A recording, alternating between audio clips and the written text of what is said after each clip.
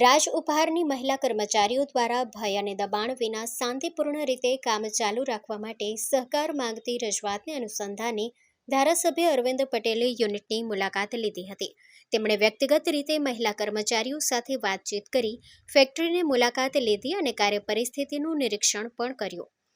રાજ ઉપહારની સ્થાપના ધરમપુર વિસ્તારની ગ્રામ્ય મહિલાઓને સન્માનજનક સ્થાનિક રોજગાર ઉપલબ્ધ કરાવવાના હેતુથી કરવામાં આવી હતી. આવા રોજગારના અભાવે આ વિસ્તારની ઘણી મહિલાઓને વાપી અને વલસાડ જેવા દૂર આવેલા ઔદ્યોગિક વિસ્તારમાં કામ માટે જવું પડે છે, જેના કારણે આર્થિક, સામાજિક અને પારિવારિક મુશ્કેલીઓ ઊભી થાય છે. અરવિંદ પટેલે સંતોષ વ્યક્ત કર્યો કે આજે લગભગ 250 મહિલાઓ આ રોજગાર પહેલ સાથે જોડાયેલી છે. અનેક પરિવારો માટે આ રોજગાર ઘર ખર્ચ, બાળકોના અભ્યાસ અને આરોગ્ય માટે મહત્વપૂર્ણ આધાર બન્યો છે. મારું નામ પૂનમબેન છે. હું આ સંસ્થામાં છેલ્લા 4 વર્ષથી જોબ કરું છું ને અહીંયા મારો પ્રોડક્શન એરિયામાંથી માંડીને ઓલરાઉન્ડર સુધીનું હું કામ કરું છું. બધી જગ્યાઓ પર હું કામ કરું છું. મીડિયમ ક્લાસમાંથી આવું છું, મીન્સ કે મારે ડાયવોર્સ છું તો મારા ઘરેથી અહીંયા જોબ કરવા આવું છું. મારો એક છોકરો છે તો હું એને ભણાવવા ખાતર કે મારું પોતાનું કરવા માટે હું મારા પોતાના પગ પર ઊભી રહું એના માટે હું અહીંયા સંસ્થામાં આ જોબ કરવા માટે આવું છું. અહીંયા 250 ઉપર જેટલી મહિલાઓ છે જે કામ કરે છે પોતાની મરજીથી અને આવે છે. ઘણી બધી બહેનો દૂરથી પણ આવે છે, અહીંયા ધરમપુરમાંથી પણ આવે છે. એ બધી બહેનો અહીંયા કામ કરવામાં આવે છે ને એ શાંતિપૂર્વક કામ કરે છે ને એ લોકો એની મરજીથી કામ કરે છે. અહીંયા એમને ગમે છે તો એ અહીંયા કામ કરે છે. મુલાકાત દરમિયાન તેમણે નોંધ્યું કે ફેક્ટરીમાં અદ્યતન સલામતી વ્યવસ્થાઓ, ટેમ્પરેચર કંટ્રોલ્ડ સાધનો, ઔદ્યોગિક ધોરણ મુજબનું ઇન્ફ્રાસ્ટ્રક્ચર અને આધુનિક વેન્ટિલેશન સિસ્ટમ ઉપલબ્ધ છે, જે કર્મચારીઓ માટે સુરક્ષિત અને આરામદાયક કાર્ય પરિસ્થિતિ સુનિશ્ચિત કરે છે. મહિલા કર્મચારીઓએ એકમતથી જણાવ્યું કે સરકારના નિયમો મુજબ પગાર ચૂકવવામાં આવે છે, તેમજ પીએફ, ઇએસઆઈસી, મેડિક્લેમ અને લોન સહાય જેવી સુવિધાઓ પણ આપવામાં આવે છે. મહિલાઓને યોગ, spoken English, computer, self defence, વ્યક્તિગત સ્વચ્છતા અને ફાઇનાન્શિયલ લિટરેસી જેવી તાલીમ પણ મફતમાં આપવામાં આવે છે. કર્મચારીઓએ તેમની સમક્ષ રજૂઆત કરી કે આંદોલન સાથે જોડાયેલી કેટલીક મહિલાઓ દ્વારા તેમના પરિવારજનોને ધમકીઓ આપવામાં આવી રહી છે અને તેમને કામ પર ન આવવા માટે દબાણ કરવામાં આવી રહ્યું છે. અહીંયા આપણી પ્રોડક્શન એરિયામાં આપણી છે ને ઘણી બધી ખાખરા છે, વેફર્સ છે, એ બધી પ્રોડક્શનોમાં રેડી થાય છે. જે અહીંયા હાઈટેકનિક બધા સાધનો અહીંયા છે જે અમે યુઝ કરીએ છીએ, મીન્સ કે વાપરીએ છીએ. જો તેમાં ફ્રાયર મશીન છે, ચકરી મશીન છે. જે આ પહેલાં બહેનોએ સ્ટાર્ટ કર્યું હતું ને ત્યારે બહેનો હેન્ડમેડ એ લોકો હાથેથી કરતા હતા. અત્યારે એટલા બધા હાઈટેક મશીનો આવી ગયા છે જેમાં અમે ચૂલા યુઝ નથી કરતા, મીન્સ અમે બીજા બધા ચકરી હાથેથી બનાવતા હતા એ બધું અમે અત્યારે હાથેથી નથી બનાવતા, મશીન પર જ થાય છે. ચૂલા અહીંયા થર્મિક ફ્લૂ આવે છે જેમાંથી અમે તેલનું ટેમ્પરેચર થાય છે, જેનાથી વરાળ બધી નીકળે છે ને એ પણ આપણે થર્મલ પ્લાન્ટમાં ઓબ્ઝર્વ કરે છે, જે કે આખા રૂમમાં નહીં ફેલાય એના માટે ગરમી ઓછી લાગે છે. અરવિંદ પટેલે સંપૂર્ણ સહકારની ખાતરી આપતા જણાવ્યું કે ધરમપુર જેવા ગ્રામ્ય વિસ્તારમાં વિશ્વસ્તરીય સુવિધાઓ ધરાવતી આવી સંસ્થા અત્યંત દુર્લભ છે. થોડા વ્યક્તિગત હિતો ધરાવતા લોકો દ્વારા અન્ય મહિલાઓને ગેરમાર્ગે દોરી પગાર સંબંધિત મુદ્દાને મહિલા શોષણ તરીકે ખોટી રીતે રજૂ કરવું દુર્ભાગ્યપૂર્ણ છે. તેમણે ચિંતા વ્યક્ત કરી કે જો શ્રીમદ રાજચંદ્ર મિશન ધરમપુર જેવી નિસ્વાર્થ સંસ્થાઓ દ્વારા કરવામાં આવતી સકારાત્મક પહેલોને ખોટી રીતે નિશાન બનાવવામાં આવશે તો ભવિષ્યમાં વિસ્તારમાં રોજગાર અને વિકાસ માટેના પ્રયત્નો ઉપર નકારાત્મક અસર પડશે. આદિવાસી અને પછાત સમાજના ઉત્થાન માટે મિશન સતત કાર્યરત છે, ત્યારે ગેરમાર્ગે દોરતા આક્ષેપો એ જ મહિલાઓના હિતને નુકસાન પહોંચાડે છે, જેમના કલ્યાણ માટે આ પહેલ કરવામાં આવી છે.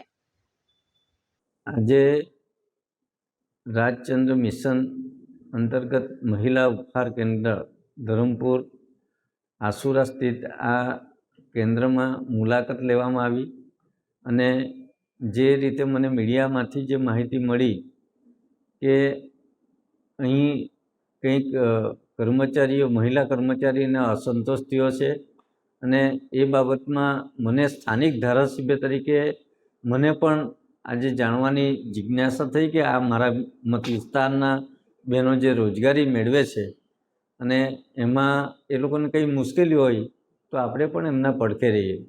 અને મેં આજે જાતે વિઝિટ પણ કરી અને વિઝિટ દરમિયાન મેં બધાના રિવ્યૂ પણ લીધા. ખૂબ સંતોષકારક રીતે બધી બહેનો કામગીરી કરે, પોતપોતાની રીતે એ લોકોએ જે આજે મશીનરી અને આધુનિક આખી જે આખી આ ઉપહાર કેન્દ્ર છે એમાં એ લોકોનું જે આખા જે તળવાના જે કઢાયા હોય કે જે આખી આધુનિક સિસ્ટમ છે એ બધી જ એ હાઈટેક સિસ્ટમથી બધી આખી વસાવેલી છે. કોઈ બહેનોને મુશ્કેલી પડે એવું કોઈ કામ એ લોકો પાસે નથી. ને પોતે બહેનો દ્વારા પણ મને રિવ્યૂ આપવામાં આવ્યા કે અમને આ બધું આગળ અમે પહેલાં ઉતા તો અમારે હાથથી પાપડ એ કરવા પડતા, ખભા દુખતા, કે પછી પેલી બાજુથી એને હાઇડ્રોલિક સિસ્ટમથી જે તળાય એ પણ આખો બેઠું એનું એ કરી લેતા. અને આ બધું જે કંઈ બહેનો કામ કરે છે એ કામ કરીને પણ એક ખૂબ ખુશી મને દર્શાવી અને અમને કોઈ મુશ્કેલી નથી એમ કીધું. મને અત્યંત ખુશી થઈ કે આજે આ મારા મત વિસ્તારમાં જે રીતે આ મહિલા લોકોને રોજગારી આપીને આ વિસ્તારમાં એક અંધારામાં અજવાળું કર્યું એવું એક યુનિટ છે. અને આ યુનિટમાં જે સુવિધાઓ પણ છે કે નાના બાળકો હોય તો એના માટેનું આખું એક લેડીઝ માટેનું આખું કેમ્પસ ઊભું કરેલું છે. એના માટે નાના બાળકો ત્યાં એ લોકો મૂકે, એમાં બધા રમકડાથી માંડીને બધું જ, એ લોકો જમવા જવા માટે પણ ત્યાં બધું જ છે. આજે કોઈ જંગલ વિસ્તારના આંબોસી બોરઠાણ વિસ્તારના પણ મેં પૂછ્યું તો મને ખબર પડી, પણ એ લોકો આજુબાજુમાં રહીને અહીંયા કામગીરી કરે છે. બધા જ ખુશી અનુભવ્યા. અને જે રીતે આ ઉપહાર કેન્દ્ર ધરમપુરના મહિલાઓ માટે આશીર્વાદરૂપ છે. એના માટે મેં બહેનોને કીધું છે કે તમારી કોઈ પણ મુશ્કેલી હોય તો મને જરૂર જણાવજો. હું તમારો એક પરિવારનો સભ્ય છું અને પરિવારના સભ્યના નાતે તમારા કંઈ પણ પ્રશ્ન હશે તો હું તમારી સાથે છું. અને આવનારા દિવસોમાં આ ઉપહાર કેન્દ્રની અને આ બહેનોની ઉત્તરોત્તર પ્રગતિ થાય એવી આજની મારી શુભ આશયની મુલાકાત હતી. અને આ પત્રકાર મિત્રો પણ આપે બધું જ જોયું છે. અને આ જે ઉપહાર કેન્દ્ર છે એ ખરેખર આ ધરમપુરના મારા મત વિસ્તારના બહેનો માટે એક આશીર્વાદરૂપ કેન્દ્ર બની રહેલું છે. અને એમાં આપણે સૌ સહયોગ કરીએ અને દરેકની ઉન્નતિ થાય એ દિશામાં આગળ વધીએ. આપ સૌનો ધન્યવાદ. અને મને પણ જે આ ઉપહાર કેન્દ્રમાં બધા જે મહિલા કર્મીઓ છે એને સાથે મુલાકાત કરાવી ને મને એક સ્વૈચ્છિક રીતે કોઈ પણ દાબ દબાણ વગર જે રીતે મને જે તક મળી એ મને ખૂબ આનંદ પણ અનુભવું છું. અને પૂજ્ય ગુરુદેવની જે અંદરની ઈચ્છા છે કે જે બહેનો આ વિસ્તારમાં આત્મનિર્ભર બને અને રાષ્ટ્રના વિકાસમાં પણ આગળ વધે, એ લોકો માટે આરોગ્ય માટે અને બીજું એનો પીએફથી માંડીને બધી જ એને જે નીતિ નિયમ પ્રમાણે બધું આખું અહીંયા એમનું આખું સેટલમેન્ટ કરેલું છે. એટલે મેં બધું જ આખું જોયું છે. મને પૂરેપૂરો સંતોષ પણ થયો છે. ખૂબ ખૂબ ધન્યવાદ.